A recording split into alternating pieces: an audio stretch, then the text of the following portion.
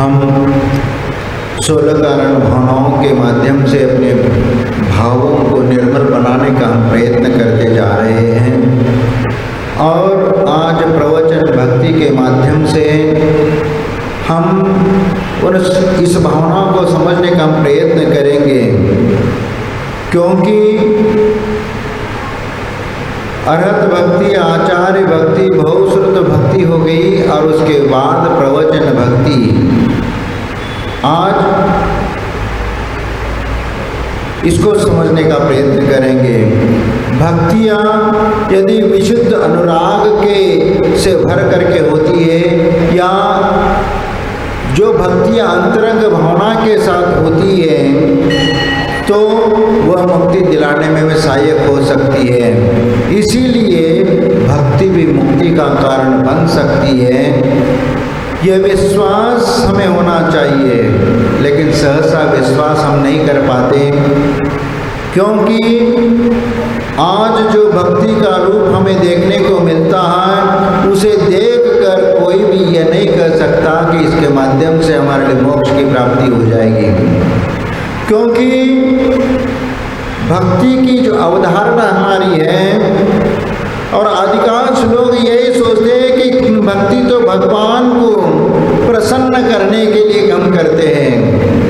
भगवान को प्रसन्न करने के लिए करने वाली वह भक्ति नहीं हो सकती है, क्योंकि भक्ति तो वह कहलाती है जिसके माध्यम से हमारे अंतरंग की निर्मलता को बढ़ाने के लिए, हमारे भीतर की कषायों को कम करने के लिए और इसके साथ साथ अंतरंग विशुद्धि को बढ़ाने के लिए हम भक्ति करते हैं, न कि भगवान को प्रसन्न करने के लिए। क्योंकि कई बार ये देखा जाता है कि हम भगवान की भक्ति करके भगवान को प्रसन्न कर लेंगे, प्रसन्न करेंगे तो भगवान हमारे दुख दर्द दूर करेंगे, हमारा कष्ट का निवारण करेंगे, हमारे लिए कुछ और भी कुछ दे देंगे। इस प्रकार की भावना लेकर के भक्ति करने में लगते, लेकिन ध्यान रखना हमारे भगवान तो कोई किसी को देते हैं, न कोई किसी के भक्ति से प्रसन्न होते हैं। भगवान तो भगवान है, उन्होंने राग द्वेषादि कषाय को नष्ट करके उन्होंने वीतराग अवस्था को प्राप्त कर लिए और संसार मोह माया ममता का उन्होंने जीत लिया है और इसीलिए वह संसार मोह माया से वह परे है। उन्होंने तो अध्यात्म को प्राप्त कर लिया है, इसीलिए किसी के भक्ति से और किसी के भक्ति नहीं करने से न वह कभी नाराज होते हैं न कभी प्रसन्न होते हैं। तो फिर हम भक्ति क्यों करते हैं? क्योंकि करने के पीछे हमारा क्या अभिप्राय होना चाहिए? हमारा अभिप्राय यही है कि हम भक्ति ये कर लेते, भक्ति का मतलब गुणानुवाद है। हम भगवान की भक्ति करते हैं, उन गुणों का अनुस्मरण करते हैं और वही जो अनुस्मरण हम करते हैं उसी के माध्यम से हम भगवान जैसे बनने की भावना करते हैं, हमारे अंतरंग में निर्मलता लाने का प्रयत्न करते हैं। वास्तव में पूज्य पुरुषों के प्रति, गुणों के प्रति अनुराग का होना, उनके गुणों का श्रवण करना और निरंतर उनका स्मरण करना, उनका गुणानुवाद करना, उनके गुणों का मनन चिंतन करना और उनके जैसे बनने की भाव करना, यही भक्ति है। और इसी भक्ति को प्राप्त करने के लिए हमें प्रयत्न करना है, क्योंकि आज तक हमने इसको समझने का प्रयत्न नहीं किया। भक्ति हम इसीलिए करते जैसे लोगों में ये एक धारणा है कि भगवान को प्रसन्न करेंगे तो हमारा दुख दर्द दूर करने में हमारे लिए वो सहायक बनेंगे, इसीलिए हम भक्ति करने लगते हैं। लेकिन निस्वार्थ भाव से की हुई भक्ति और बिना किसी अपेक्षा के, बिना कोई लालसा के जो भक्ति की जाती, वही भक्ति सबसे श्रेष्ठ होती है। क्योंकि कामना हो तो मोक्ष की कामना हो, या यदि भगवान ने जिस प्रकार वीतराग अवस्था को प्राप्त किया है उस वीतराग गुणों को प्राप्त करने की यदि भावना है तो वह भक्ति हमारे लिए श्रेष्ठकर है, क्योंकि उस भक्ति के माध्यम से हम वीतरागता को प्राप्त कर सकते हैं। और इसीलिए भक्ति ही हमारे लिए मुक्ति के लिए कारण बन जाती है। इसलिए भगवान जिनेंद्र की भक्ति करते हुए आचार्य समंतभद्र स्वामी कैसे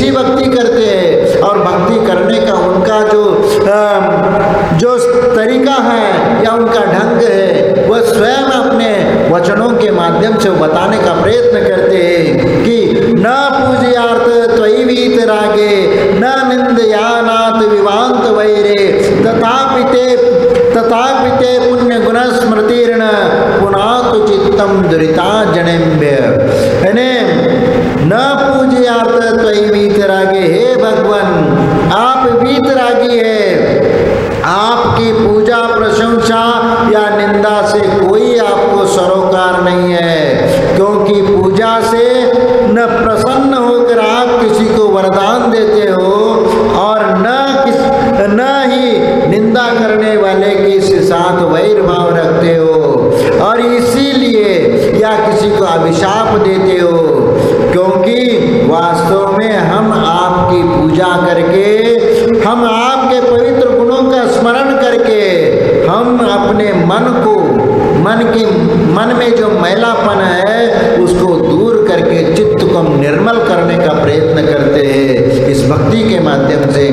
इसीलिए वरदान और अभिशाप की जो बात आती है तो ये शास्त्रों में लिखा हुआ है, क्योंकि 64 रिद्धियों का जहाँ पर विधान किया है वहाँ पर वरदान की भी बात आती है और अभिशाप की भी बात आती है। जैसे अन्यत्र जो लोग कथन करते हैं या अन्यत्र लोग बताते हैं कि हमारे लिए इस देवता ने वरदान दे दिया, इसने हमें अभिशाप दे दिया, या यदि मैं तुम्हें श्राप देता हूँ ऐसे कह करके तुम्हारा सत्यानाश हो, ऐसे जो कहते हैं हमारे आचार्य भगवान कहते हैं कि जो श्राप देने वाला हो या अभिशाप देने वाला हो तो वह कभी भगवान नहीं हो सकता, क्योंकि भगवान ने अभिशाप और वरदान से वो ऊपर उठ चुके हैं। और अभिशाप और वरदान देने वाले जो है, जो आप भगवान की भक्ति करते हैं तो भक्ति करते करते आप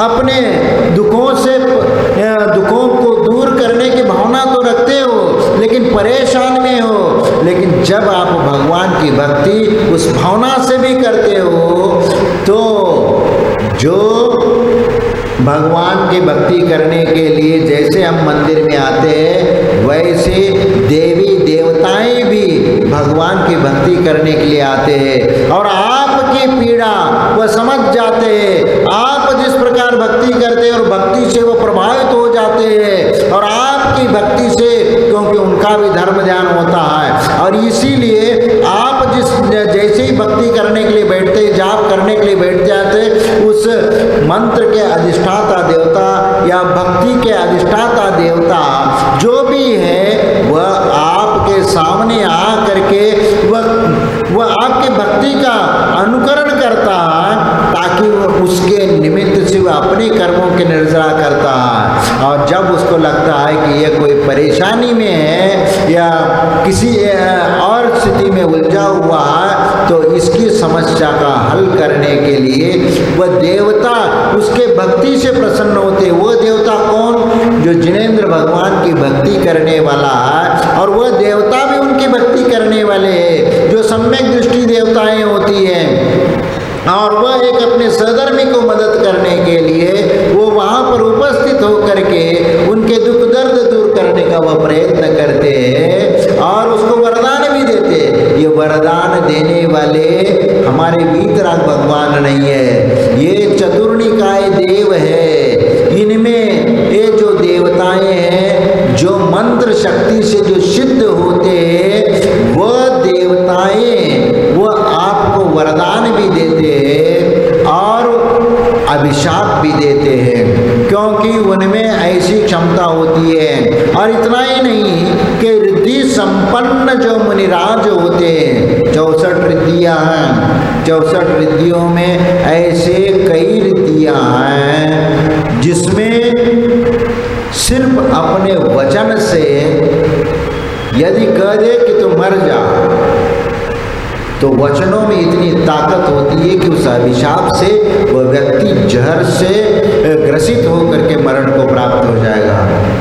और किसी के ऊपर वरदान कर दे उनके वचन में से लिख तुम्हारा भला हो तो कोई रोक नहीं सकता उस चीज को। ये वरदान देने की क्षमता उस साधु के भीतर या उस इस प्रकार के संयम का अनुकरण करने वाले उन तपस्वियों के पास होता है, जो रिद्धियां प्राप्त करते हैं या सिद्धियां जिनको पास प्राप्त होती है। क्योंकि रिद्धियां जो होती है अनिमा महिमा लगिमा आदि रिद्धियां होती है। 64 रिद्धियों का विधान आप विधान में किया है, और 64 रिद्धियां ऐसी ऐसी रिद्धियां हैं जो रिद्धियां आकाशगामिनी रिद्धियां, जलचारण रिद्धियां, गंगाचारण रिद्धियां।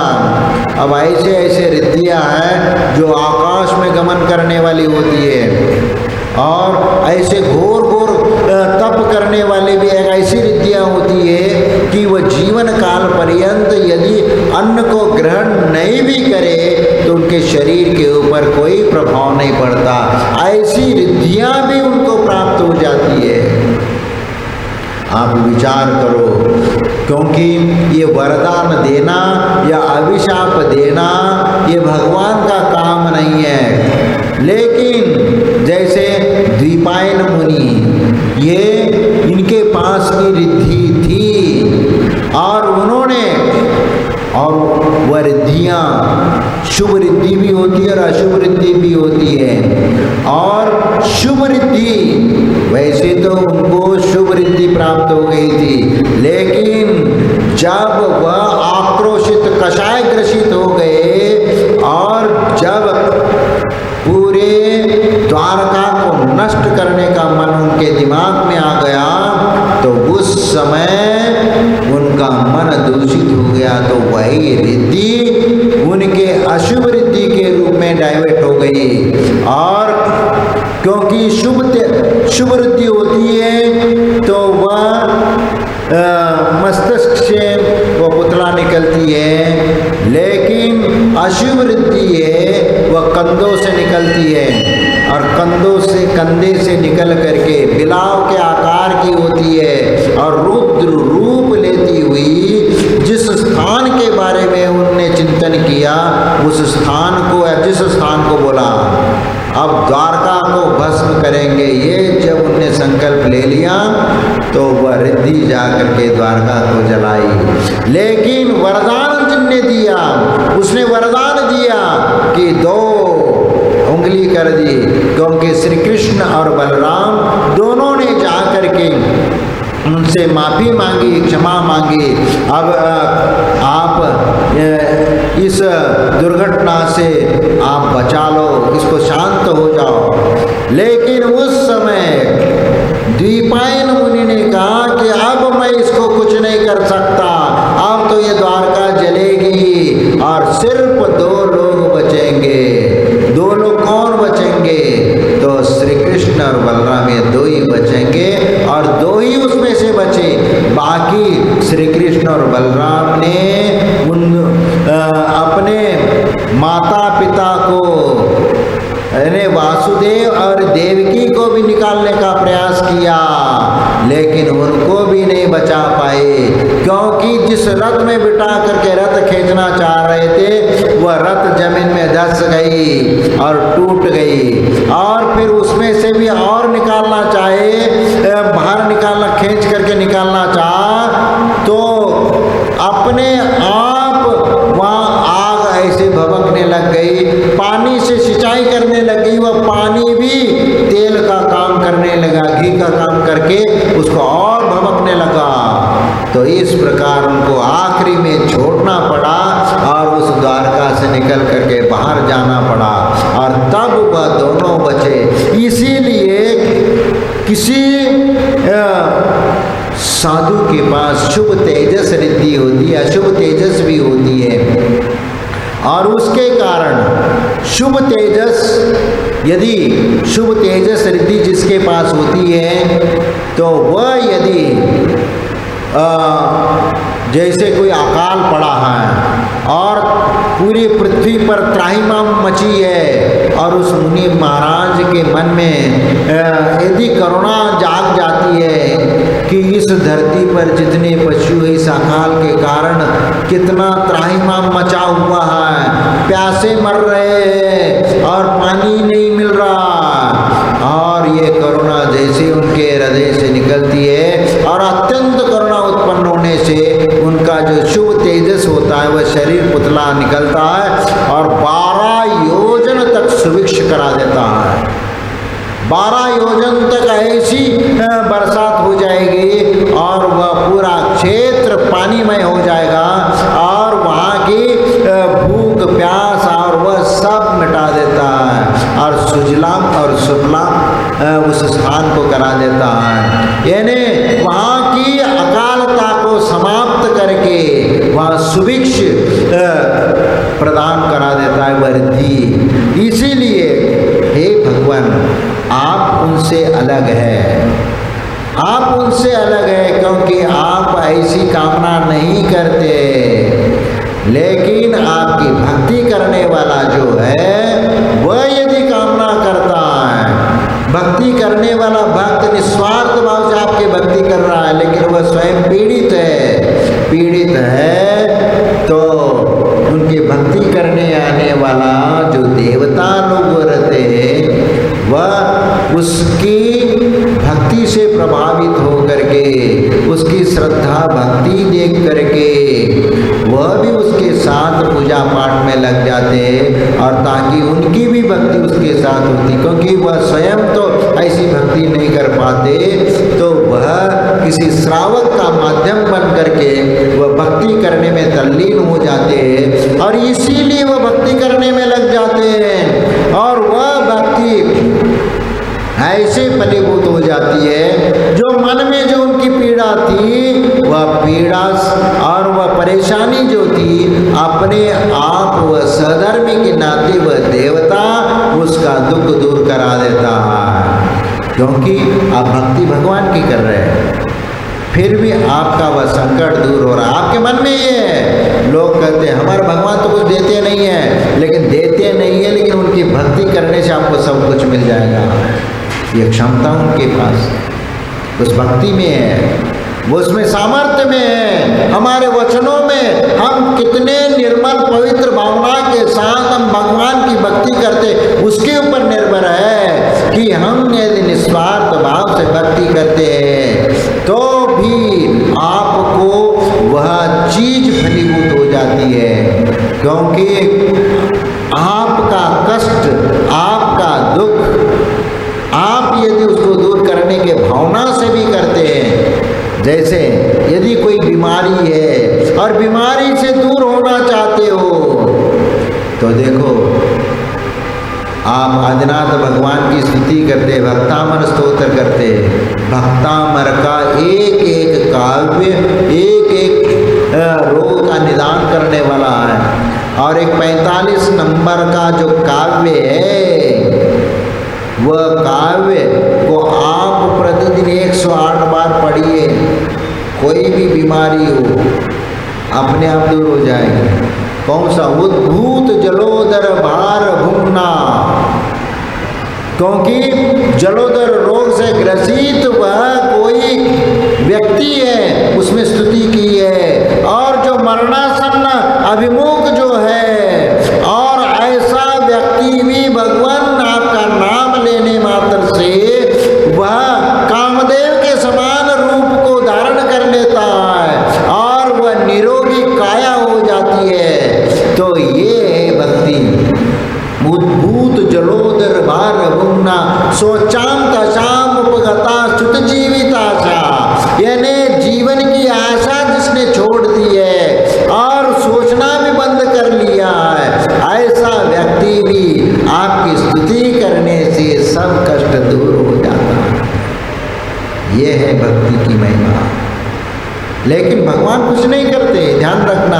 हम यदि सोचते हैं कि आदिनाथ भगवान की स्तुति करने से हमने आदिनाथ भगवान ने हमारा दुख दर्द कर लिया, नहीं। भगवान तो कुछ देते हैं न लेते हैं, लेकिन भगवान की भक्ति करने से आपको सब कुछ मिल जाता है। यही तो बात है, क्योंकि एक बार यदि भगवान के भक्ति से भक्ति करते हुए निर्मल पवित्र भावना से भक्ति करता है, दर्शन करता है, तो सम्यक दर्शन की प्राप्ति होती है। और वही सम्यक दर्शन तो उसके लिए इन सभी दुखों से दूर कराता है। राजा महाराजा चक्रवर्ती की विभूति सम्यक दृष्टि को ही प्राप्त होती, अन्य किसी को प्राप्त नहीं होती। और इसीलिए हम जो भक्ति करते हैं किस प्रकार की भक्ति कर रहे हैं। और इसीलिए यहाँ पवित्र गुणों का स्मरण करके अपने मन को, जो मैला मन है, और इस चित्त को निर्मल करने के लिए हम भक्ति करते हैं। और यही भक्ति तो हमारे लिए उत्कृष्ट आचरण के लिए कारण बन जाती है। और जो उत्कृष्ट आचरण या हम जो चारित्र ग्रहण कर लेते हैं, उसके द्वारा ही हमारे उद्देश्य की पूर्ति होती है। क्योंकि यही पूजा भक्ति का सही उद्देश्य है, यही पूजा भक्ति की उपलब्धि है कि हम भक्ति के माध्यम से भगवान के गुणों को हम प्राप्त करना चाहते हैं, हम अपने चित्त को निर्मल करना चाहते हैं। और इसीलिए और इस भक्ति का उद्देश्य जो है, हमारा उद्देश्य वीतरागता को प्राप्त करना है। क्योंकि हम भगवान की वीतराग गुणों को प्राप्त करने के लिए ही हम भगवान की पूजा करते हैं। हमारे पूज्य है वीतरागी भगवान, और इसलिए न वीतरागे न पूज्यार्थ तो वीतरागे है न। ये भगवान आपकी वीतरागता में जो पूजा करने वाला है या नहीं पूजा करने वाला है, न निंदा और स्तुति करने वाले हैं, तो उन किसी के भी प्रति आप निष्क्रिय हैं। क्योंकि आप किसी को प्रलोभन आदि देने का कभी अभिप्राय ही नहीं रखते। हम सिर्फ भक्ति के माध्यम से हम भगवान के साथ जुड़ जाते, उनसे निकटता प्राप्त कर लेते, उनका सामीप्य प्राप्त करके हम भक्ति को सार्थक करने का प्रयत्न करते। क्योंकि भगवान की भक्ति करने लग जाते, उनके गुणों का स्मरण करना शुरू कर देते, तो हम भी भावनात्मक रूप से भगवान के साथ जुड़ जाते हैं। और भगवान से जुड़ते ही हमारी निकटता और समीप हो जाती है। और यदि जितना मंदिर से दूर रहोगे, भावना से दूर रहोगे, उतना तुम भगवान से दूर होते जाओगे। और जितना गुणानुवाद करना शुरू कर दोगे, हम गुणानुवाद भगवान का करते हैं, कल्याण हमारा होता है। हम भक्ति उनकी करते हैं, लेकिन उद्धार हमारा होता है, मोक्ष की प्राप्ति हमें होती है। क्योंकि उस भक्ति की गुणों की प्रशंसा भगवान को उन गुणों की करते हैं जिस गुणों को हम प्राप्त करना चाहते हैं। हम भी वीतराग बनना चाहते हैं, हम भी मोक्ष को प्राप्त करना चाहते हैं, और हम भी उन जैसे बनने के भाव रखते हैं। और इसीलिए हम वो भक्ति करते हैं। और यही भक्ति तो हमारे लिए भगवान बना देती है। और इसीलिए उस वीतराग स्वरूप की ओर हमारा जो रुझान है, भक्ति है, वह भगवान को प्राप्त कराने में सहायक हो जाती है। यानी उनके जैसा बनना है, उन जैसी वीतरागता को हमें प्राप्त करना है। तो यही तो बात है कि अनंत भगवान की भक्ति करी, आचार्य भगवान की भक्ति करी, और बहुश्रुत वान उपाध्याय परमेष्ठी महाराज की भक्ति करी, और प्रवचन भक्ति भी कर रहे हैं। ये सभी किस लिए हम भक्ति कर रहे हैं, इसके पीछे का अभिप्राय हमारा क्या है, और इसका केंद्र बिंदु कौन सा है? क्योंकि इसका सब केंद्र बिंदु वीतरागता पर है। क्योंकि ये जितनी भी भक्तियां कर रहे हैं, वह सभी भक्तियां उस वीतराग भाव को प्राप्त करने के लिए है। और यही तो स्व पर कल्याण में कारण बनता है। और स्व पर कल्याण का यही मंत्र है, यही उद्देश्य है। और इसी उद्देश्य को प्राप्त करने के लिए तो हम आज प्रवचन भक्ति कर रहे हैं। और प्रवचन भक्ति का मतलब क्या है? सर्वश्रेष्ठ वचन, सर्वश्रेष्ठ वचन, प्रकृष्ट वचन। या संसार में तीन ही वक्ता बताए हैं, सर्वश्रेष्ठ वचन किनका है या कौन सा वचन सर्वश्रेष्ठ है? तो हमारे लिए 3 ही ऐसे कारण बताए हैं जो संसार में सबसे श्रेष्ठ उनका वचन है। एक तो तीर्थंकर भगवान जिन्होंने अनंत अवस्था को प्राप्त कर ली है, या केवली भगवान जो गंधकुटी के माध्यम से संसारी भव्य जीवों के लिए अपना उपदेश देते हैं, ऐसे वे केवली भगवान। और दूसरे गणधर परमेष्टि, गणधर देव अथवा श्रुत केवली, क्योंकि गणधर परमेष्टि द्वादशांग श्रुत की रचना करते हैं और जो द्वादशांग श्रुत का पारगामी जो होने वाले जो मुनि हैं उनको श्रुत केवली कहते हैं। तो ऐसे श्रुत केवली ये दूसरे नंबर में आते हैं। और तीसरे में परंपरा से जिन्होंने द्वादशांग श्रुत का अध्ययन करके जिन्होंने ज्ञान प्राप्त कर लिया, ऐसे आचार्य परमेष्टि उस परंपरा को अपने शिष्यों को वह ज्ञान बांटते चले जाते हैं। इस प्रकार परंपरा से, आचार्य परंपरा से जो ज्ञान आज तक हमें प्राप्त होता आया हुआ है, वही ज्ञान तो सर्वोत्कृष्ट वचन है। क्योंकि एक तो अनंत परमेष्टि, दूसरे गणधर परमेष्टि और तीसरे आचार्य परमेष्टि, इनका वचन ही सर्वश्रेष्ठ है। या जो पूर्ण रूप से संन्यास धर्म को अपनाया, आत्म कल्याण के मार्ग पर कदम रखा है, ऐसे साधु संतों का वचन ही सर्वश्रेष्ठ वचन है। और यही वचन हमारे आत्म कल्याण के लिए कारण बनता है, आत्मा के उद्धार के लिए कारण बनता है। और इसीलिए इस प्रकार हम भक्ति करते हैं। और आज प्रवचन भक्ति के माध्यम से ही यही हम समझना चाहते हैं। और द्वादशांग श्रुत को अपने ज्ञान के क्षेपण के अनुसार जो आचार्य परमेष्टि प्राप्त कर लेते, वही परंपरा से वह उपदेश देते चले जाते। क्योंकि शिष्य परंपरा से ये आमनाय रूप अध्ययन होता था। पहले कोई शास्त्र या किताब या कुछ ऐसा नहीं होता था। उस समय तो कंठस्थ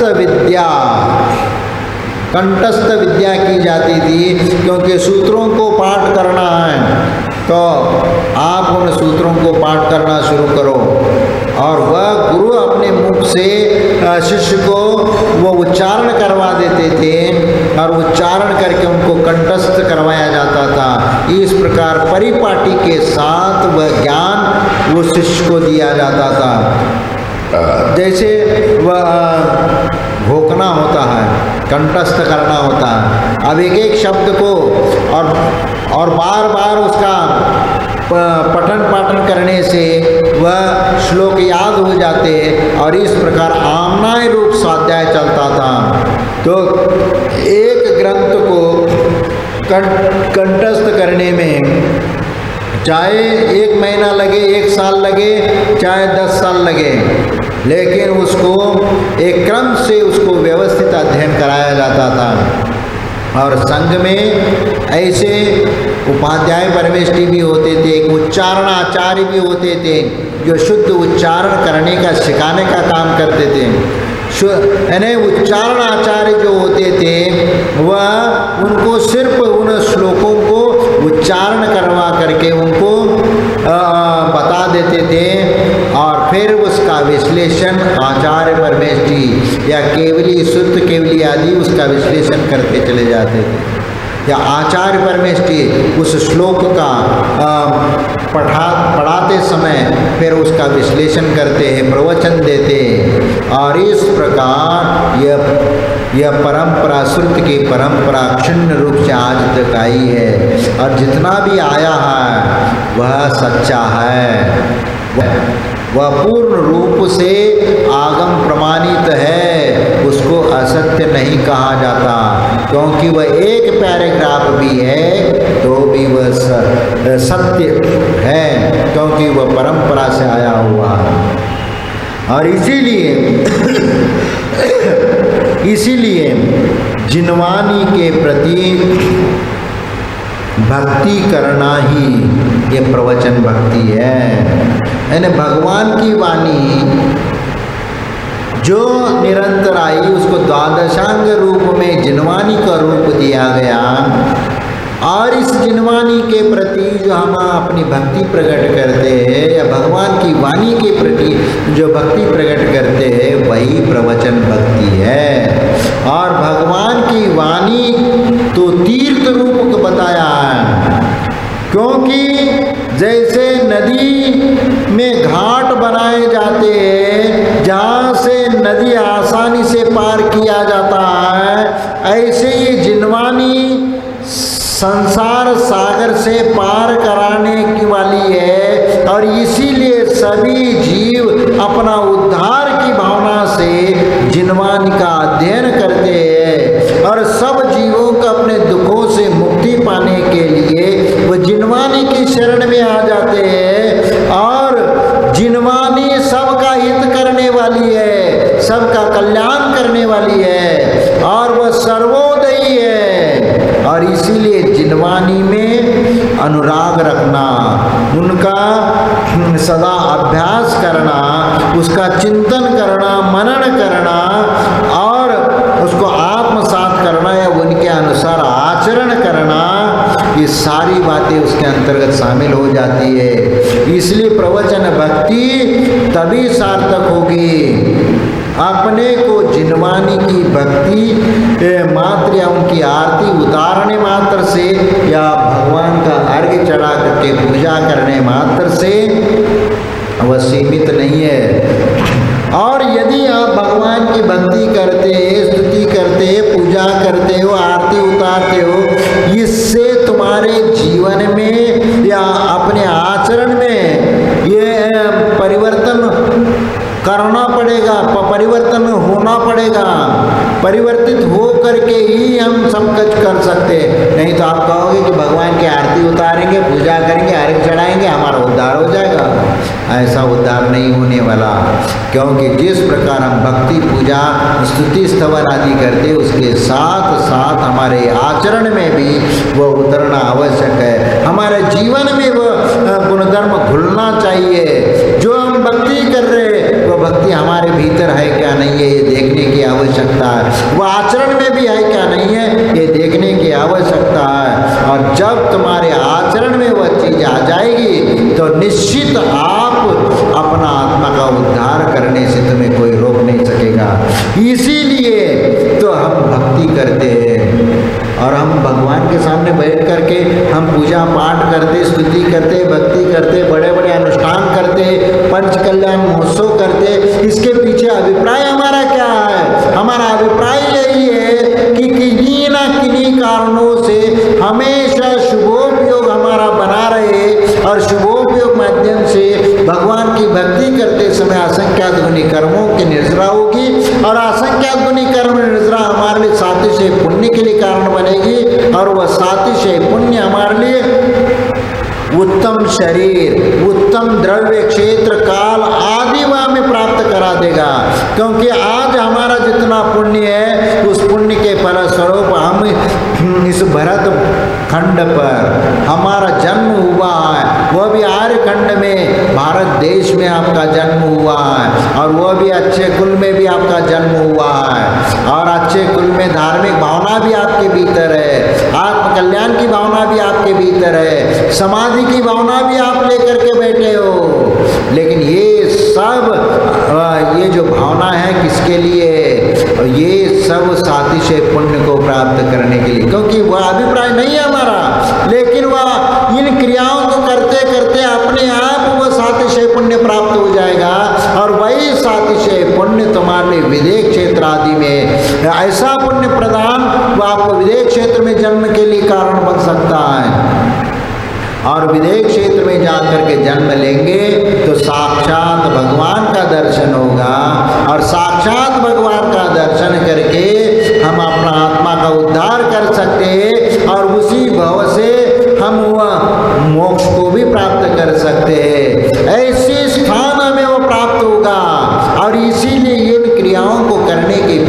अभिप्राय ये है कि हमारा आत्मा का उद्धार हो। और भगवान के ऊपर छोड़ दीजिए कि हम अच्छे कर्म करते चले जाए, अच्छे भावना बांधे जाए, तो इसके माध्यम से असंख्यात गुनी कर्म निर्जरा होती जाएगी और उतना पुण्य बंद होता जाएगा। लेकिन पुण्य हमारे लिए, कोई कहेगा पुण्य भी ये तो एक बंधन है, जैसे पाप का बंधन है वैसे पुण्य का बंधन है, तो दोनों संसार के लिए कारण है। नहीं, इसमें पाप का बंधन संसार के लिए कारण है, लेकिन पुण्य का बंधन तुम्हारे लिए मोक्ष का कारण बन सकता है यदि तुम चाहोगे तो। यदि नहीं चाहोगे, सिर्फ पुण्य का लाभ लेकर के उस पुण्य को उड़ाना चाहोगे, तो फिर जिस दिन तक तुम्हारे पास वह पुण्य है तब तक मौज मस्ती कर लो, पुण्य समाप्त हो जाएगा तो फिर रोड पे आ जाओगे। जैसे किसी अमीर बाप का बेटा अमीर है ऐसा समझ करके वह मौज मस्ती करना शुरू कर देगा, और वह जो भी धन दौलत उनको पुण्य के उद्देश्य से प्राप्त हुआ है या परंपरा से पिता के द्वारा प्राप्त हुआ है, वह धन मौज मस्ती में उड़ाना शुरू कर दे। और इसके अलावा गलत कार्यों में भी वह धन उड़ाना शुरू कर देता है। कमाना तो कुछ नहीं है, फिर उड़ाना ही कर रहा है, तो पाप का संचय करता जा रहा है, उसमें गलत काम भी कर रहा है। तो इस प्रकार उसका पुण्य क्षीण होता चला जाएगा और पुनः संसार में दुख भोगने के लिए संसार में भटकता फिरेगा। लेकिन उस सातिशय पुण्य के फलस्वरूप यदि राजा महाराजा चक्रवर्ती की जो विभूति मिली है, उस विभूति का, उस वैभव का उपयोग वह धर्म कार्यों में करने लगता है, परोपकार में लगाने लगता है, या वह धार्मिक अनुष्ठानों में खर्च करके और पुनः वह सातिशय पुण्य को प्राप्त कर लेता है। इसीलिए कहा जाता है सुपात्र दानेन भवे धनाढ्यो धन प्रकर्षण करोति पुण्यम पुण्याधिकारी दिवि देवराज पुनरेव भोगी पुनरेव दानी पुनरेव भोगी पुनरेव दानी। क्योंकि आपने सातिशय पुण्य बंद करेंगे किस काम से? धार्मिक अनुष्ठान और पूजा पाठ के माध्यम से करोगे। जो बड़े बड़े अनुष्ठान हैं वो बड़े बड़े अनुष्ठान भी तुम्हारे आत्म कल्याण के लिए कारण बनेंगे और वह पुण्य संचय के लिए कारण बनेंगे, और उसके माध्यम से वह आपके लिए राजा महाराजा चक्रवर्ती या इंद्र की विभूति प्राप्त हो जाएगी। और पुनः उस पर्याय में भी इसी प्रकार पुण्य करते हुए और दान धर्म आदि करते हुए, जैसे चक्रवर्ती भी किमिच्छित दान दे करके परोपकार करता है, और 9 निधि 14 रत्न कभी धन समाप्त होने वाला नहीं है, ऐसा धन वह प्राप्त कर लेता है, ऐसी दौलत उसको प्राप्त हो जाती है। लेकिन उस धन का वह सदुपयोग करता है, प्राणी मात्र के कल्याण के लिए करता है, और दिग्विजय यात्रा के बाद सबसे पहला कल्पद्रुम महामंडल विधान करता है। और वह कल्पद्रुम महामंडल विधान इतना विशाल रूप में करता है कि भगवान के समूह शरण की स्थापना करके वहाँ पर उनकी आराधना करता है और प्रतिदिन किमिच्छित दान देता है, और इसीलिए फिर वह पुण्य और उसका बढ़ जाता है।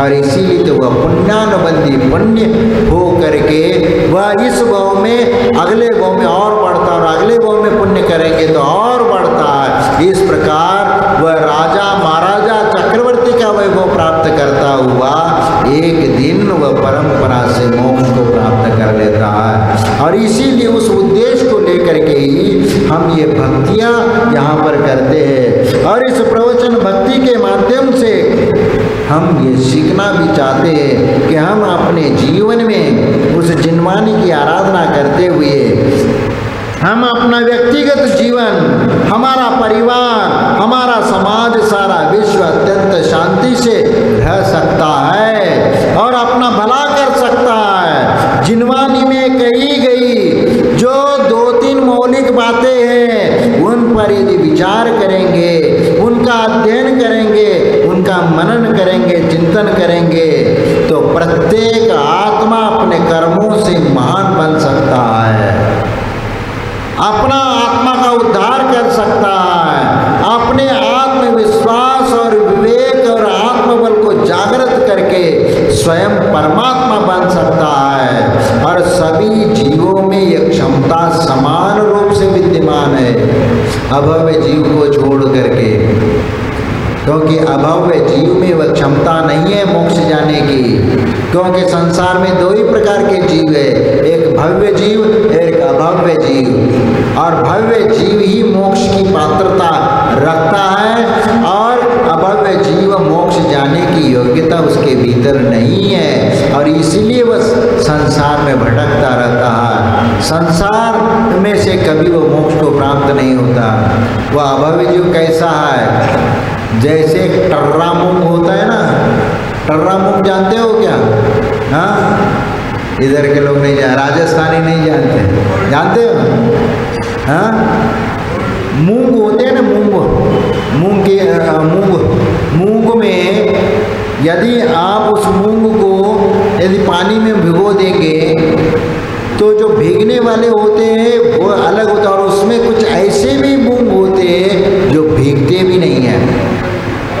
पानी में कितनी भी देर रख लें वो भीगते भी नहीं, और आप पानी में डाल के उबाल दो उसको सीजता भी नहीं है। वह यदि दांतों में आ जाए तो आपके दांत तोड़ देगा, वो इतना वह हार्ड हो जाता है। लेकिन उसको कहाँ बोया था क्या? उसको नहीं बोया था। लेकिन मूंग में ऐसे मूंग उत्पन्न अपने आप हो जाते हैं। इसी प्रकार इस संसार में जीव जो है अनंत जीव है। ये टर्रा मूंग की भांति यहाँ संसार में जीव है, लेकिन जो टर्रा मूंग की भांति जो अभव्य जीव है वह भी इसमें ऐसे स्वभाव से ही ऐसे है जो उनको कभी मोक्ष की प्राप्ति नहीं होगी। वह संसार में ऐसा उनने क्या पाप किया? पाप किया नहीं, उसका स्वभाव ही ऐसा है, परिणति उसकी ऐसे है कि उनने पुण्य पाप किया, ये वाला सवाल है ही नहीं है। उसका स्वभाव ही ऐसा, जैसे आत्मा का स्वभाव जानना देखना है, उसका उसका भी जानना देखना है। लेकिन हमारा जो परिणाम है, हमारे में भद्रता है, हमारे में करुणा, दया और शांति सब कुछ है, और हमारे मन में मोक्ष जाने की योग्यता भी है, और हम संसार से भयभीत है, संसार के दुखों से भयभीत है। लेकिन अभव्य जीव कभी उसमें पात्रता नहीं होने के कारण वह संसार से कभी भयभीत नहीं रहता। उसके स्वभाव में हमेशा मिथ्यात्व गुण स्थान ही रहता है, और वह विषय वासना में लिप्त रहता है। और यदि वह मुनि भी बनता है, शास्त्रों में कथन आता है, वह सज्जन व्यक्ति जैसा व्यवहार भी कर ले और मुनि भी बन जाता है, घोर तपस्या करता है, और एक सम्यक दृष्टि भी वैसी साधना नहीं कर सकता, उससे भी बढ़कर वह साधना कर लेता है। घानी में भी पेल दो तो टस से मस नहीं होगा, लेकिन वह जानता है कि मैं ये किस लिए कर रहा हूँ, क्योंकि सम्यक दृष्टि का तो मोक्ष प्राप्ति का लक्ष्य होता है, लेकिन अभव्य जीव का लक्ष्य जो होता है वह धम्मम भोग निमित्तम, भोगों की प्राप्ति करने के लिए वह धर्म करता है, मुनि बनता है, तपस्या करता है। और वह जानता है कि जब तक मैं ये नहीं करूँगा तब तक मुझे 90 ग्रेवे का सुख प्राप्त नहीं होगा। 90 ग्रेवे तक ये जीव जाता है, मिथ्या दृष्टि जीव, और 90 ग्रेवेक के 9 ग्रेवेक है। 9 ग्रेवेक के प्रारंभ के 3-4 ग्रेवेक तक ही वह अभव्य जीव जन्म लेता है। उसके ऊपर के ग्रेवेकों में सम्यक दृष्टि जीव उत्पन्न होता है, और इसीलिए उस सुख को प्राप्त करने के लिए, भौतिक सुखों को प्राप्त करने के लिए वह अभव्य जीव ऐसा व्यवहार करता है, और इसीलिए वह कभी संसार संसार से मुक्त नहीं होता। और इसीलिए सभी जीवों में क्षमता समान रूप से विद्यमान होने के बाद भी वह आत्मनिर्भरता और आत्म स्वाधीनता की बात यदि हमारे अंतरंग में आ जाती है, अपने स्वजन और मित्रों के प्रति भी आ जाती है, और आत्म स्वाधीनता की बात अंतरंग से निकलती है, ध्यान रखना। क्योंकि अंतरंग में ये जब आ जाती है तो फिर वहाँ पर अपना मित्र, महल, श्मशान, कंचन, काच, कंचन आदि के प्रति और संसार में किसी भी जीव जंतु या प्राणी मात्र के प्रति बस सद्भाव का ही भाव जागृत होगा, उसका भी कल्याण की भावना करेगा। इसलिए अंतरंग में वे प्रेम के अंकुर फूट जाते हैं और सद्भावना उत्पन्न हो जाती है। और इसलिए यह सारी जो परंपरा, पारंपरिक जो विषमता है, ये विषमता कहाँ से आई? ये राग, द्वेष, क्रोध, मान, माया, लोभ और एक दूसरे के प्रति झगड़ा, कषाय और एक छीना झपटी वगैरह। भैया भूखे मर रहे तो दूसरे का भोजन भी हम लपट के पहला हम खाएंगे, हम अपना पेट भरेंगे। लेकिन ये नहीं कहेंगे कि भैया मैं अपने बारे में विचार करता हूँ। संसार में प्रत्येक जीव, आप देख लेना, जानवरों को भी देख लेना, पशु पक्षियों को भी देख लेना। यदि मान लीजिए कोई यदि भोजन प्राप्त कर लेता है तो उसके पीछे दूसरे पक्षी भी कितने पड़ जाते हैं कि उससे छीनने के लिए, झपटने के लिए। और इसीलिए तो ये संसार में यह वो जीव यदि उस प्रकार भावना रखता है, उस प्रकार कषाय भावना रखता है और सिर्फ अपने बारे में विचार करता है, वह कभी आत्मा का उद्धार नहीं कर सकता और परिणामों में कभी निर्मलता नहीं आ सकती। लेकिन जब तुम्हारे मन में अंतरंग में उदार भावना जागृत हो जाएगी, यदि मान लीजिए कोई आ करके भूखा प्यासा आता है तो उसको भी आप यदि एक रोटी खिला देते, या कोई आपको आ करके रोटी छीन भी ले करके चला जाता है तो भी आपके मन में ग्लानि का भाव नहीं आता, तो समझ लेना तुम्हारे अंतरंग में एक सद्भावना का अंकुर फूटा हुआ है। और वह सद्भावना का अंकुर है, वो तुम्हारा आत्म कल्याण के लिए कारण बनेगा, तो आत्मा के उद्धार के लिए कारण बनेगा। और इसीलिए तो इस चीज को हमें समझना है कि ऐसी निर्मलता हमारे भीतर लाना है। और जो वैमनस्य भाव हमारे भीतर में अनंत काल से पलता हुआ आया है, एक द्वेष भावना हमारे मन में जो जागृत हुई है, उनको अब छोड़ करके सिर्फ आत्म कल्याण के बारे में विचार करना है। अपनी अंतरंग भावना को हमें भाना है और उसके अनुसार हमें आत्मा का कल्याण करना है। और इसीलिए मैं आप लोगों से ये कहना चाहता हूँ, क्योंकि एक बात ये हुई, दूसरी बात वैचारिक आदान प्रदान। ये दूसरी बात है कि वैचारिक आदान प्रदान की पद्धति में पद्धति को सुधारने की जरूरत है, क्योंकि अनेकांत और शादवाद की समझ हमारे भीतर आना चाहिए।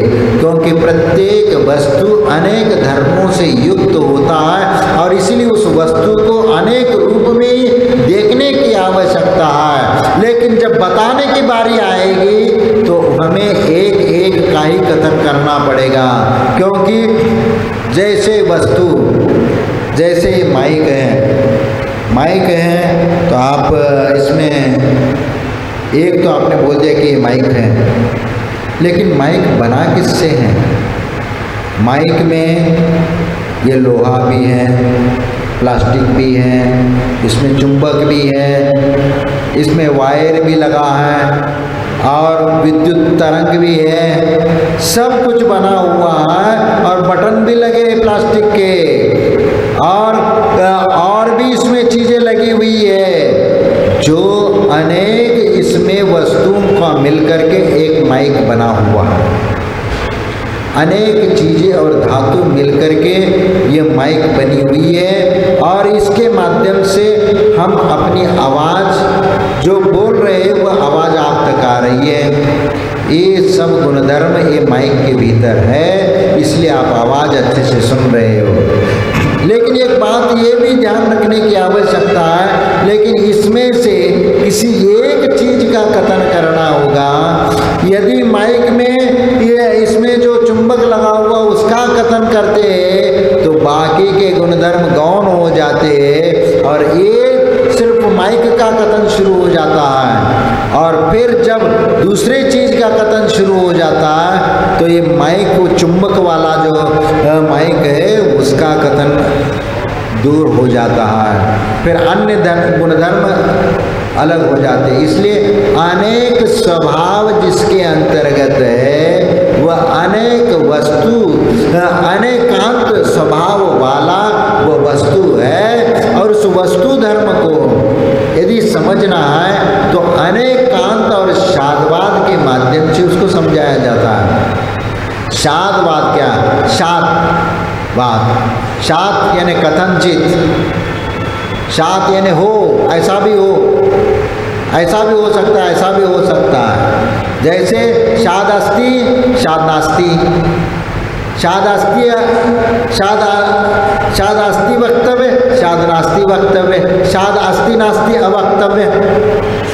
इस प्रकार ये सप्तभंगी नहीं तैयार हो जाते और इस प्रकार सप्तभंगी के माध्यम से एक एक का कथन करना शुरू कर देते, तब वह सही रूप से उसका कथन हो जाता है।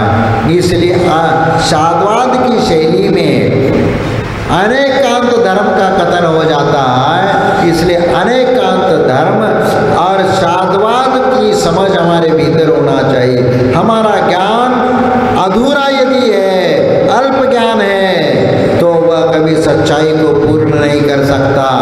इसीलिए हमारा वह ज्ञान व्यापक है और व्यापक रूप में उसको समझने की आवश्यकता है। और इसीलिए हमें अपनी दृष्टि में सदा निराग्रही होना चाहिए। हमारी दृष्टि निराग्रही होना चाहिए, व्यापक रखना चाहिए, उसको संकीर्ण नहीं रखना है। और सत्य के हर पहलू को जानने का प्रयास हमेशा करते रहना चाहिए। परिवार या समाज में वैचारिक भिन्नता होना संभव है। ऐसी स्थिति में भी अपने आप को परस्पर टकराट से बच करके रहने का प्रयत्न हमें करना चाहिए और उसमें भी विनय गुण भी दिखाना चाहिए। नहीं है तो कुछ लोगों में इतना गुस्सा आता है कि जैसे कुछ उनका बात को तोड़ा नहीं, जैसे उनके बात को आपने काटा नहीं, वैसे उनका पारा चरम पर चला जाता है और गुस्से में लड़ाई झगड़े के लिए तैयार हो जाता है। तुमने मेरी बात कैसे काटी, तुमने मुझे गलत कैसे समझा, बस उस बात का विवाद बढ़ता चला जाता है। और इसीलिए अनेकांत और शादवाद के माध्यम से इसको समझाया जाता है। और जिसके पास अनेकांत होगा, अनेकांत धर्म विद्यमान होगा और शादवाद की शैली जिसके पास होगी, वह इन कषायों में उलझेगा नहीं। क्योंकि एकांत जो है वह एकांत झगड़े का कारण है और अनेकांत यह सामंजस्य को समान रूप से स्थापित करने वाला है, सामंजस्य बिठाने वाला है। और इसीलिए अनेकांत स्वरूप यह हमारा जीवन का अंग बनना चाहिए। तभी तो हम किसी वस्तु स्वरूप को हम समझा सकते हैं, अन्यथा उसका कथन हम नहीं कर पाएंगे। और इसीलिए टकराट से बचने के लिए यदि दोनों के बीच में यदि झगड़ा हो रहा है तो उसमें से बचने का काम यदि कोई करेगा तो अनेकांत धर्म वाला ये कहेगा कि भाई साहब थोड़ा सा बैठ जाओ, और उनको कहेंगे भाई साहब तुम भी थोड़ा शांत रखो, तुम क्या कहना चाहते हो, तुम क्या कहना चाहते हो। वह दोनों की बात सुन करके वो मध्यस्थ अपनाता है शादवाद मध्यस्थ होकर के दोनों को पैरेलल रखता है। भैया तुम जो कह रहे ना वो भी ठीक है, और तुम जो कह रहे ना वो भी ठीक है, लेकिन तुम्हारा जो कहना है वह इतनी जो बात आप बोल रहे ना वह ठीक है, बाकी सब उसके साथ वह थोड़ा सा ये है यानी उसमें कमी है, लेकिन तुम्हारी पूरी बात सही नहीं है। तुम्हारा ये जो कह रहे हैं वह ठीक है, लेकिन सभी बात सही नहीं। और इसको भी वही बोला जाता है कि हाँ तुम्हारी बात ठीक है, यदि गलत कहेंगे तो और उखड़ जाएगा। इसलिए उनको भाई तुम्हारी बात सही है, एक कथनचित तुम्हारी बात सही है और कथनचित तुम भी ठीक हो, तुम भी ठीक हो, तुम भी ठीक हो, लेकिन इससे भी गलती है और ये भी गलती है तुम्हारी, क्योंकि ये जब ये कथन करते हैं तो दूसरा का नहीं हो सकता, दूसरा कथन करते हैं तो पहले का नहीं हो सकता। इसीलिए अनेकांत धर्म और वस्तु ये सब संसार में हर चीज में है। इसीलिए माइक का एक उदाहरण दिया, या ये डिब्बा है, ये डिब्बा देखेंगे तो इसमें भी अनेक धर्म विद्यमान है। इसमें प्लास्टिक भी है, इसमें कलर भी है, स्वर्ण कलर भी है, काला कलर भी है, और इसमें कुछ वह धातु भी लगे हुए हैं। तो इस प्रकार आप उसके अन्य धर्मों को भी समझने का प्रयत्न आप कर सकते हो, लेकिन जब जिस समय अक्षर का कथन करेंगे तब दूसरे चीज गौण हो जाते हैं, और दूसरे चीज का कथन करने लग जाएंगे तो बाकी के अन्य धर्म गौण हो जाते। मुख्य और गौण ये न्याय का विषय है, और एक मुख्य है, एक प्रमुख है, बाकी के गौण हैं। गौण का मतलब उसका अस्तित्व ही नहीं है, ऐसा नहीं है। गौण का मतलब एक मुख्य का कथन करते समय अन्य वस्तु गौण हो जाती है, वो कथन उसका नहीं कर रहे, लेकिन वह विद्यमान है, वह कहीं नहीं। फिर जब मुख्य जो था उसको छोड़ करके दूसरे का कथन करना शुरू कर देते, जो मुख्य था वह गौण हो जाता है, और गौण में से जिसका हम कथन करना शुरू कर देते वो मुख्य हो जाता है। यही तो अनेकांत धर्म है, और यही तो शादवाद है, और इस शादवाद शैली को अपनाते हुए हम मोक्ष मार्ग में विनय और भक्ति पूर्वक हम उसका विचार करते हुए चलेंगे तो निश्चित आत्मा का उद्धार होगा। दूसरे को भी सोचने का अवसर देना चाहिए। कई बार ये कहते हैं मैं जो कर रहा हूँ वही सही हूँ और तुम जो कर रहे वह गलत है, और कई बार ये होता है कि हम दूसरे को बोलने को अवसर ही नहीं देते और वह अपना विचार रखने को ही नहीं दे रहे, सिर्फ एक ही बात कर रहे यही सही है, यही सही है, यही सही है, मैं जो कर रहा हूँ। जो दूसरा बोलना भी चाह रहा है, समझाना चाह रहा है, उसको भी वह रोक देता है, उसको भाव अभिव्यक्त करने नहीं देता। यह कहलाएगी उद्दंडता, ये हठधर्मिता कहलाएगी, और यही तो एकांत कहलाता है। और एकांत जहाँ पर आता है वह मिथ्यात्व कहलाता है। एकांत मिथ्यात्व भी कई है, उसके भी 4-5 भेद होते मिथ्यात्व के भी। एकांत मिथ्यात्व ये उसका एक अंग है, और इसीलिए एकांत मिथ्यात्व को हमें ग्रहण नहीं करना है। अनेकांत धर्म को ग्रहण करके हम अच्छे विचार करते हुए, अच्छे आचार विचार के साथ परस्पर का विवाद को दूर करते हुए और बचाते हुए हमें आगे बढ़ना चाहिए, और हमारे आचार्य ने यही सिखाया। इसलिए प्रवचन भक्ति में जब हम करते हैं तो प्रवचन भक्ति में हम यही सीखते हैं, अनेकांत और शादवाद को हम सीखते समझते। ये दूसरी बात हुई, और अगली जो बात है वह कल देखेंगे। समय आपका हो गया। जय बोलो महावीर भगवान।